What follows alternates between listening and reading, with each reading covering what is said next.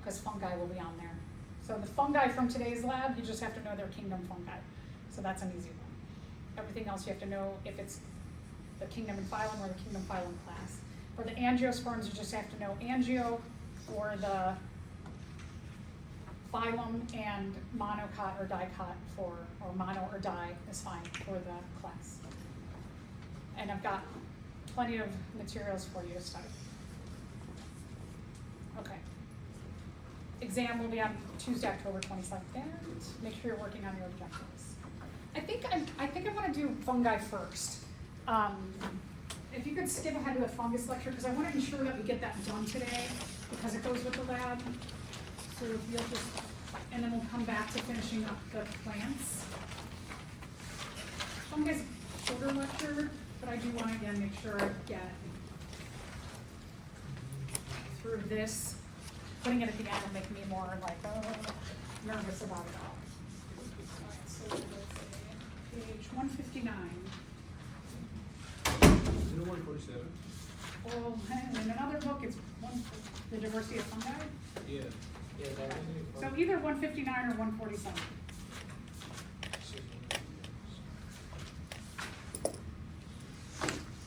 Okay, so a little bit about the diversity of fungus. Fungi are mainly your molds and your mushrooms. Mushrooms, you know, if we think about like what a pizza mushroom might look like, or one of those just like brown button mushrooms from the grocery store, you'll see mushrooms come in all different shapes, colors, sizes. And there's also molds that can be microscopic, which you'll find in lab today, as well as like they could be these like circular shapes as well.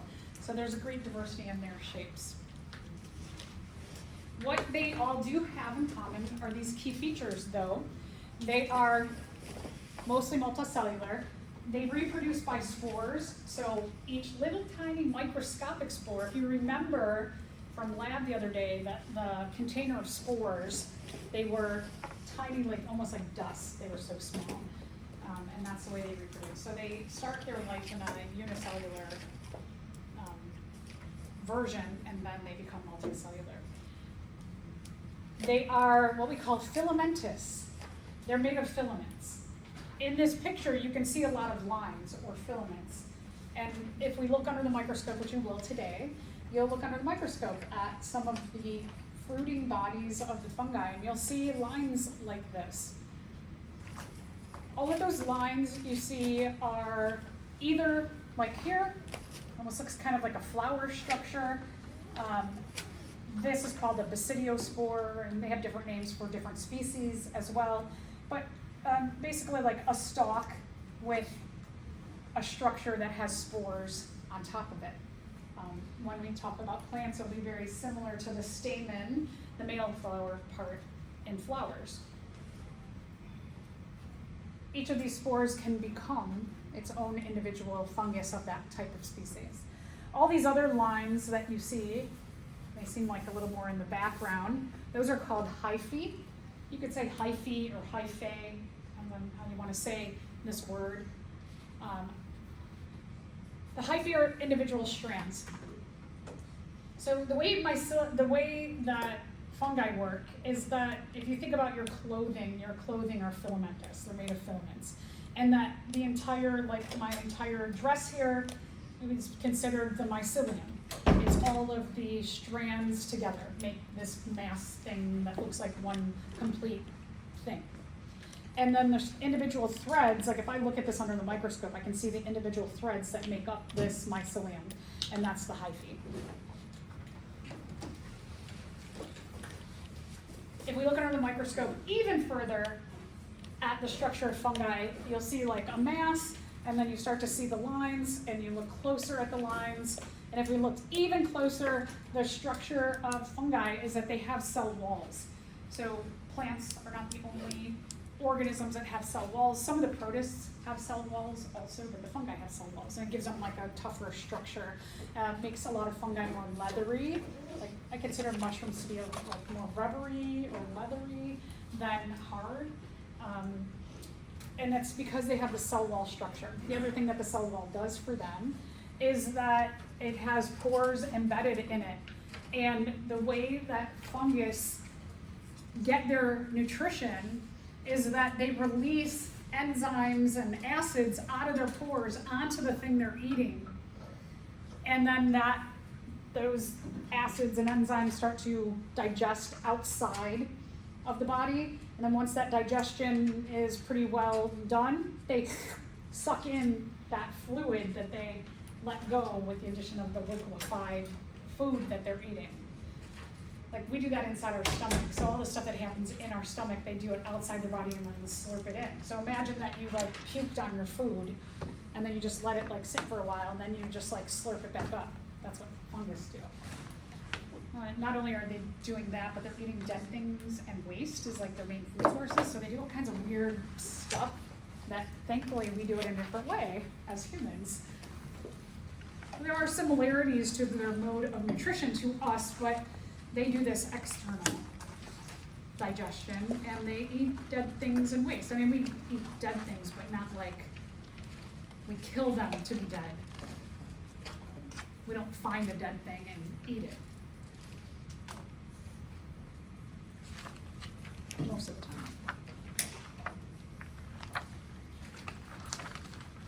And then the fungus can do things like live symbiotically with something else, because you're going to see an example of lichen today, where you have a fungus that works with an algae or photosynthetic bacteria.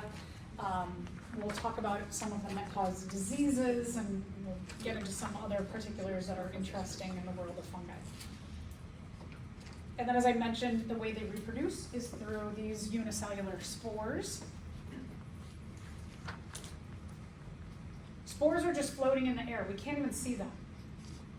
I'm gonna guess, like me, I have a mold allergy.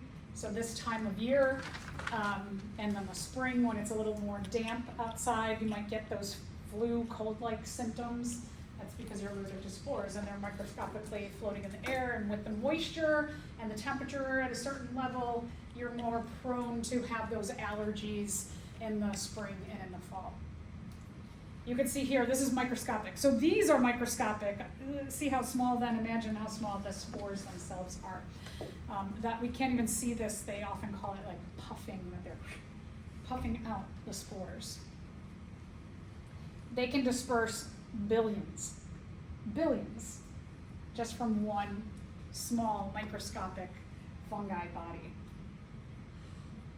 And then the parts that we see physically with our eyes, whether you're talking about a mold or a mushroom, those are called the fruiting bodies. And there's just a wild amount of different kinds of mushrooms and molds out there.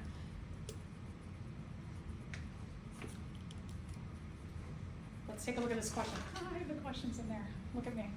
If a strong fungicide is released and eliminates all the fungus or fungi in an ecosystem, which of the following is likely to happen?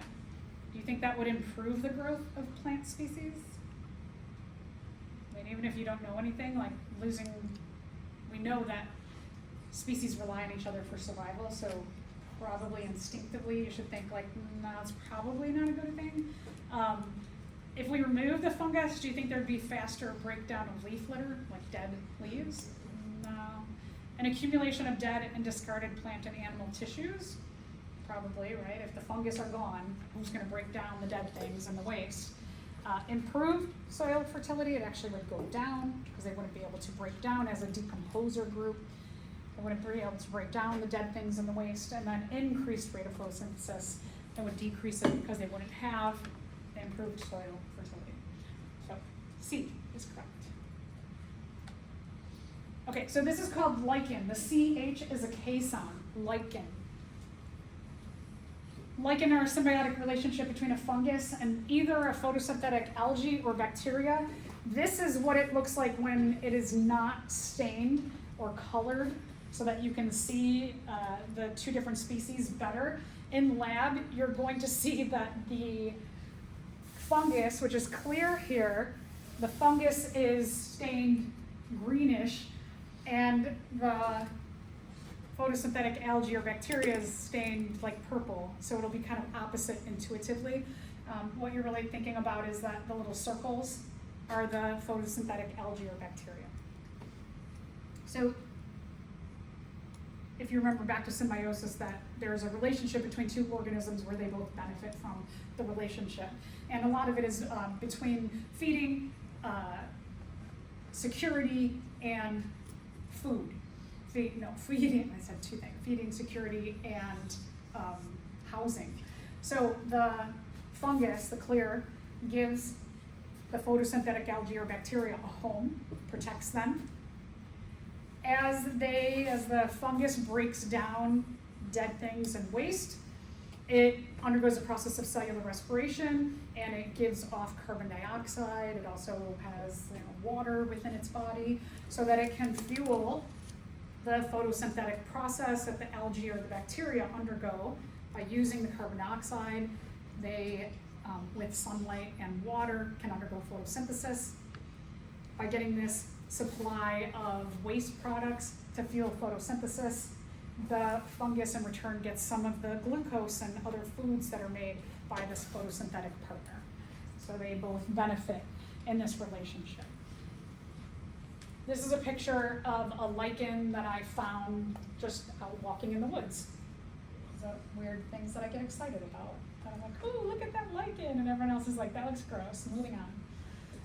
But you can see here the fungus is beige, and the dark green is the photosynthetic, whatever it was, algae or bacteria in this symbiotic relationship.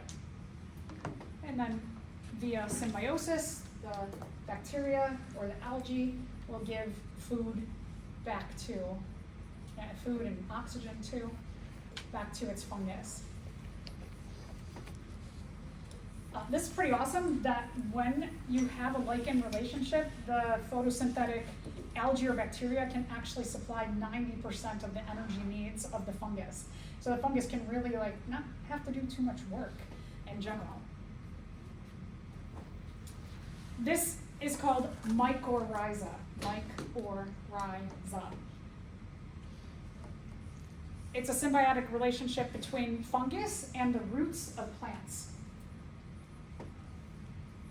It is very commonly found in very dry, sandy soil or sand in general, like deserts. But this relationship is found in about 80% of plant species. It's a really great one. That it's very similar to the lichen that we saw. That the fungi, what it does is it absorbs water from the soil. Especially important in a place like a desert where water is very limited and the plant roots could really use some assistance in being hydrated and absorbing water. They also will absorb other things along with the water, like heavy metal, or sorry, not heavy metals. I mean, sometimes heavy metals, but metals in general, like iron, for example, is very important to living things, as well as just other nutrients like maybe phosphorus from soil, and they'll pass that on to the plant roots. In return, the plant undergoes photosynthesis, and any leftovers that it doesn't need in its own body or in the food that that plant is making, they'll pass some food on to the fungus. They'll also give carbon dioxide, oxygen, right? Like there's that. They'll both exchange those two things, so we have a nice relationship, very similar to the lichen. Okay, so let's remember sugar now. The transport of sugar. Oh, we didn't get here yet. See, that's why I do things in a certain order. So I'm just going to give you the answer that plants, the vascular tube or tissue that transports sugars is called phloem. The pH is an F sound. We'll talk about xylem transports water in plants. All right, so penicillium. You're going to take a look at penicillium. Penicillium is the genus for the mold that makes penicillin. So penicillin is an antibiotic. It's made by the genus group Penicillium. There's different species of penicillium as well. We know that our antibiotics combat bacterial diseases, like syphilis is one, for example. When you see penicillium, it usually looks like green with a white halo to it. And you see that here as well, like your citrus fruits are very common targets of penicillium. Or if you eat any of the like blue cheese, Roquefort kind of cheeses, that's penicillium. Different species make different tastes for the different kinds of cheeses. And then there's yeast. I'm gonna guess everybody sometime this week probably has something like bread, some kind of bread product that yeast produced. We're gonna look at yeast underneath the microscope. I have the yeast actually growing right now. And as the yeast, I gave them warm water and sugar, and they're reproducing, they're growing and reproducing right now. The way that they reproduce is through a kind of asexual reproduction called budding, so that this main yeast organism will start to grow a genetically identical copy of itself out its side. You can see this one's actually budding in two different places here.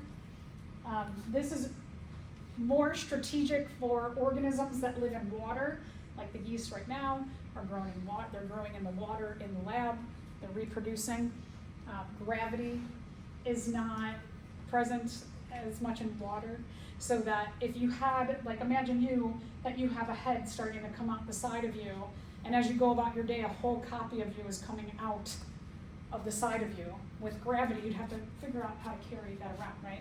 If a predator came along, they'd be like, yeah, that one's budding, I'm gonna get that one because it's really slow and it's budding, so it's not a good evolutionary strategy for reproduction for something like us that lives on land. Underneath the microscope, it's going to likely look like this. So two things that I want to point out. When you see big dark circles under a microscope that has liquids in it, that dark circle is a bubble. So you're not looking for, and the thing that is confusing is the yeast, which you can see here, they're like light and dark purple. They're circles, but also bubbles are circles. Ignore the bigger dark lined circles. What you are looking at is you're really looking at these little tiny circles. This is what it's going to look like blown up 430 times. So individual yeast are very, very small. You are looking for this to happen. So now take this and shrink it down to one of these circles. So what you will be looking at under the microscope you're looking for is like this one, for example, where you see one circle and then you have connected right on top of it another smaller circle. So this one right here is undergoing budding, and probably like this one's probably just finishing budding. I can see it looks like they're detaching.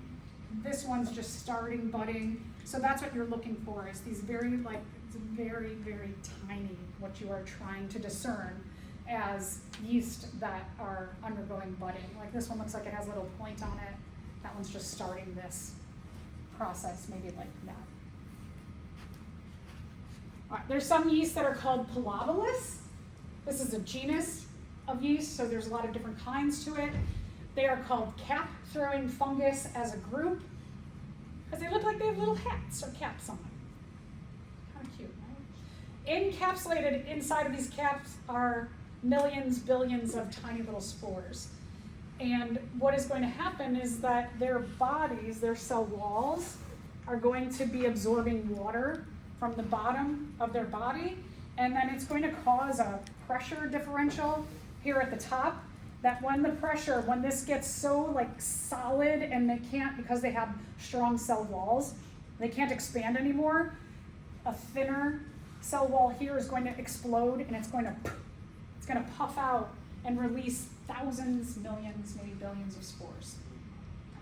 So that's why it's called cap throwing, because they shoot their caps open. They shoot clouds of spores.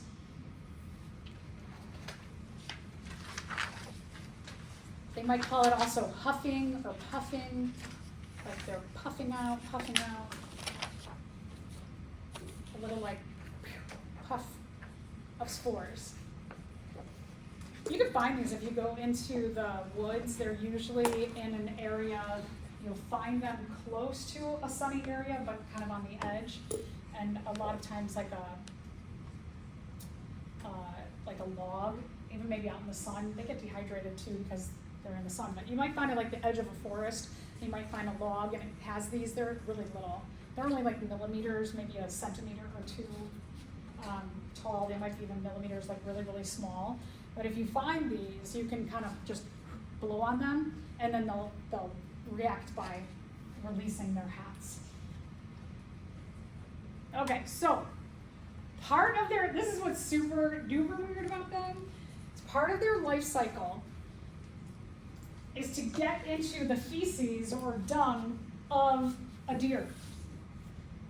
And they have to actually make their way through the digestive system of another animal and get pooped out for them to make their spores. Imagine if you had to strategically get eaten by another animal and live in their poop in order to have babies. That's weird.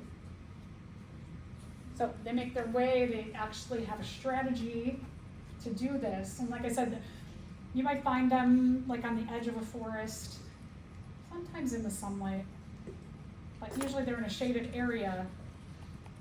And then they take their heads, and their heads are phototrophic, which means that their heads will point toward a sunny spot, so that when they're in like a piece of poop, they tilt their heads toward a sunny spot and hope that they shoot their spores onto grass that's in sun.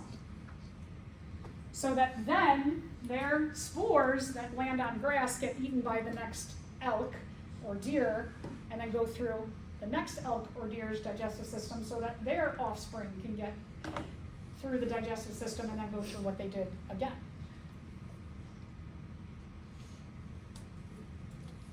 Can you imagine, like, all I want for my baby is to get eaten and pooped out by another organism? That's what they want.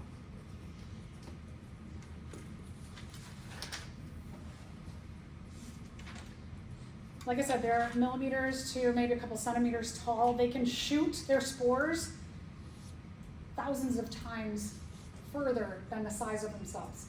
So something that is, just like this big can shoot 12 feet to the other side of the room. That's a pretty amazing feat.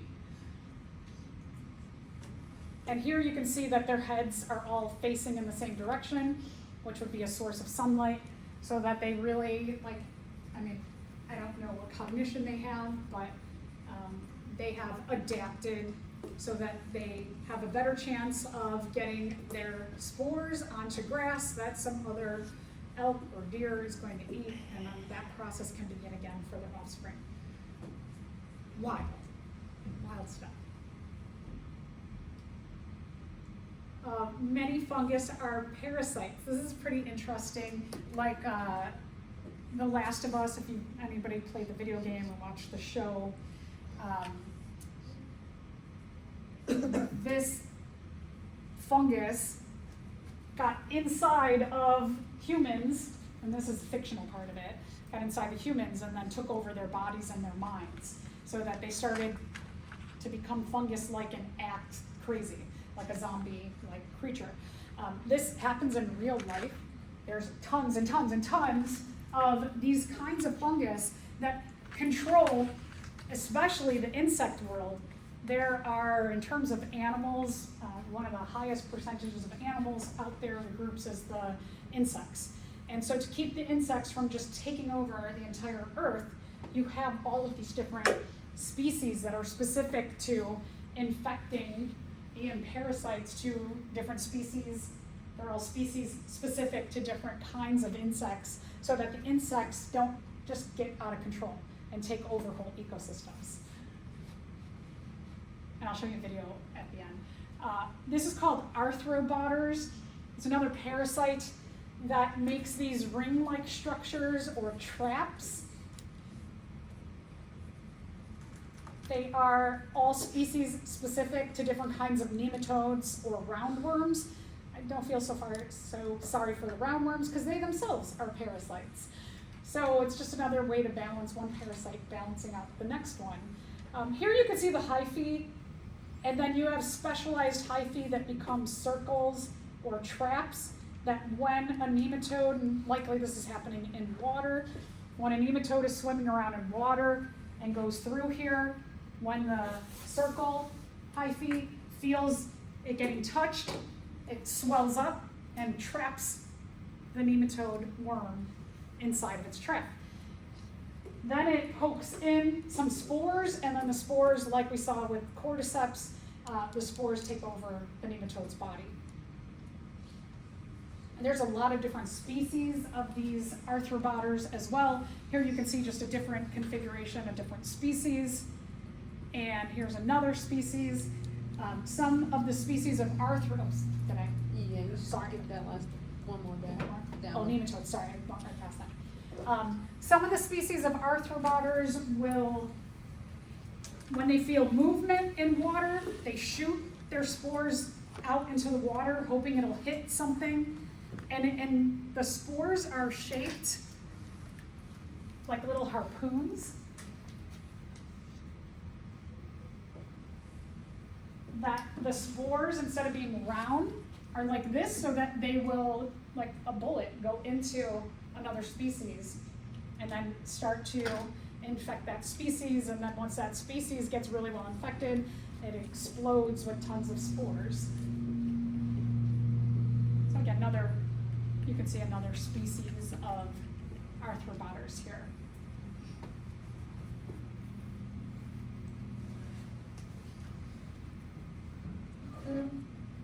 I also, like, in addition to the Last of Us, I've read a book series that was about fungus like this, or cordyceps, the arthropods or cordyceps, getting into humans and then making humans into zombies and taking over the earth. There are some scientists who believe this could be a bioweapon, or could be like COVID, for example, like a virus, how it can infect the human race. That it could be a fungus that does it instead of a virus. That's why we have bad dreams. Okay, so which of the following is not, or which of the following is a job that is not performed? So which is not a job of fungus? Why do I word things so crazy? Are fungus decomposers? Yeah. Are they parasites? Would you call them predators? No. I don't know, that seems like the last two, like the arthropods, cordyceps, seem kind of predatory to me. They kill and eat something by definition, so I would say yeah. Are they a producer themselves? You have lichens that have a symbiotic relationship with something that is photosynthetic or a producer, but is the fungus itself photosynthetic? No, so that sounds like a good answer to me. Are they pathogens? Do they cause disease? Yeah, so D is the best answer here. And then these are called chytrids, so the CH is a K sound. Chytrids are another fungus that are causing worldwide issues, especially with amphibians. We haven't talked about amphibians, and I kind of mentioned a little bit in evolution that amphibians have very primitive lungs, and they use their respiratory surface as another way to respire for respiration. That amphibians, because their skin is a respiratory surfaces have to always be moist. That means that amphibians always have to be tied very closely to water. Chytrids are aquatic and live in water. And so because as a group, the amphibians are tied closely to water, we are seeing the effects of chytrids very negatively on populations of amphibians worldwide. So just to mention, there's a lot of, like, oftentimes when you read about like frog or salamander or newts decline, many times it's related to the chytrids. Okay, another fungus I want to talk about is ergots. These will infect a lot of, they call them cereal crops. So like wheat, rye, barley. And what they look like is they look like this. When you have something, this is rye, but wheat looks like this as well. That you'll see these kind of pointy black things sticking out, and these are ergots. Ergots produce a toxin that is like really dangerous to humans. We are seeing the rise of these globally, which is not good, because most societies rely on some kind of cereal crop.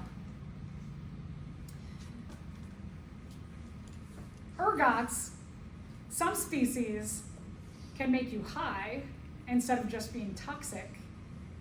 And that's where the drug LSD came from, or comes from, is from these ergots. The processing of LSD is very particular because you can do it in one way and it can kill somebody as a toxin, or another way and it can make them totally high. So you gotta be careful with that. Cattle, which eat a lot of grasses, which the cereal crops are considered, they might, like just kind of be happy high cows, or they could just totally like stop producing milk or get totally dead. They could die. Let's put it that way. You might see like convulsions in cows, gangrene, and I think so. Let me show you a couple of videos about just diversity of fungus that are pretty cool.